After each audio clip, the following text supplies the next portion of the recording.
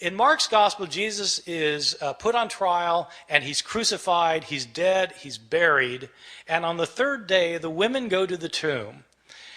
The tomb is empty, and Jesus is not in it.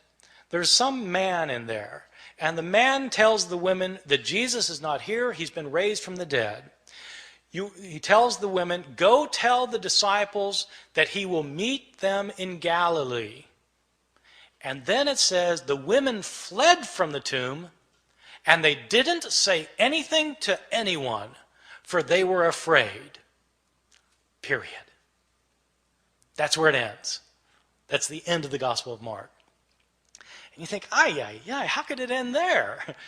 I mean, they're told to tell the disciples, but they don't tell anybody. Didn't the disciples ever learn? Didn't they go to Galilee? Didn't they see Jesus? How could that be the end of the story? And that's exactly the reaction the scribes had. They got to that ending, they said, how could it end there? And scribes then decided it couldn't add there, and so they added 12 verses.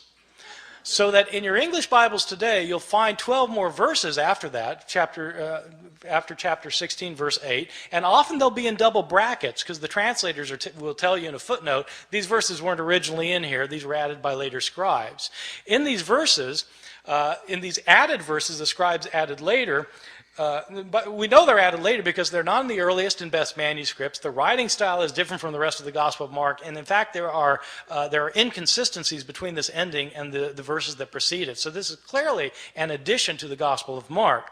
In these final verses, according to these final verses, the women do go tell the disciples do go to Galilee, they do meet Jesus there, and Jesus then tells them that they're to make disciples of all the nations, and people who become his disciples will be able to speak in foreign languages that they previously didn't know. They'll be able to handle deadly snakes, and they'll be able to drink poison and it won't harm them. These are the verses that the Appalachian snake handlers in my part of the world use to base their liturgical practices on. I've always thought that sometime in the ambulance on the way to the hospital, somebody should point out, well, actually those verses aren't in the Gospel of Mark.